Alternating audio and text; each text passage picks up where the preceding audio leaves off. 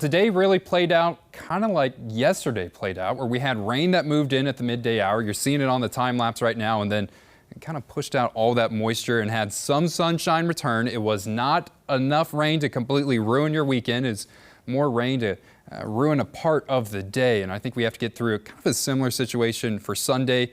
The rain is expected to come in that morning hour. We'll push that out by the time we get into the afternoon, and then we have one more final wave of rain that's going to be kicking off overnight on Sunday, carrying into the start of the day Monday. Then once we get past that, really done with rain chances. So it's been a soggy set of days, and it's kind of a break in the pattern from where we have been. One positive part is it is making it cooler. 73 degrees right now. Still have that humidity, still have that dew point. It's summertime in the Ozarks. You know that's not going to be going anywhere. Here are the rain totals for today. Springfield managed to pick up a quarter inch, but as areas really further off into the east were the big winners, especially over in Texas County. Southern Texas County saw 7 inches of rain. This is radar estimated. If you live in this area, let me know. I haven't had any confirmed reports of any rain gauges in that area backing up just how much rain it had, but if you kind of just take the lower end of the radar estimate, about 4 inches, 3 inches near Kabul, so it absolutely poured there in a localized pocket. I think we can have something very similar happen tonight,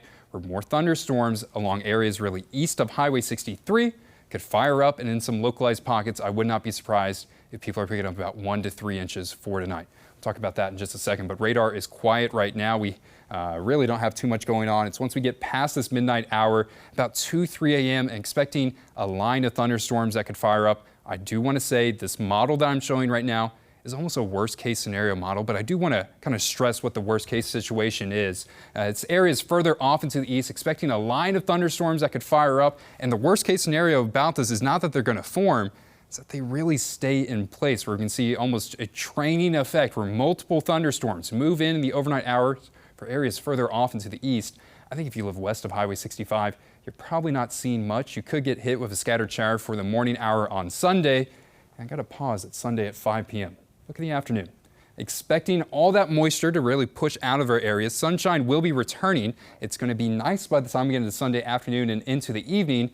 And then we're waiting for that kind of final wave of rain that is going to be kicking off really past that midnight hour on Sunday into the start of the day on Monday. Once that moves through, that widespread wave of rain will be done. I can't promise you we won't see any showers throughout the work week, but I'm expecting it to really kind of push down and limit any chances. About a quarter inch, maybe half an inch in Springfield is what we're expecting to pick up, but here's the kind of precipitation chances for the remainder of the week. Once we get past that cold front that's going to move in early on the day on Monday, these rain chances really start to taper off. And take a peek on Friday and Saturday. Friday is going to be your 4th of July. I have that at a 10% chance.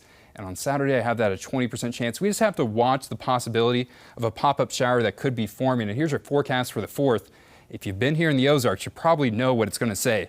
Hot and humid. I believe the high temperature is going to peak into those low 90s. When you factor in that heat index, it's going to feel closer to the triple digits outside. I think how models have been looking, it's kind of trending into a drier pattern for the 4th. That's the nice part about that forecast. Just have to get through the rain chances early on Sunday and early on Monday. Then we should be good for the rest of the week. Humidity not too bad for Tuesday, Wednesday. Starts to build back on Thursday and Friday. Everyone loves that old heat and humidity combo, Carissa. Okay, that is a summer-looking 7-day. That's what we like to see. Hot and toasty. Oh yeah, starting off July the right way. If this forecast plays out how I think it is, it's going to be nice for the 4th. You're going to be able to get out to the pools, shoot some fireworks off, whatever barbecuing you want to do. That's going to be A-OK. All right, perfect. That's what we like to hear. Thanks, Matt.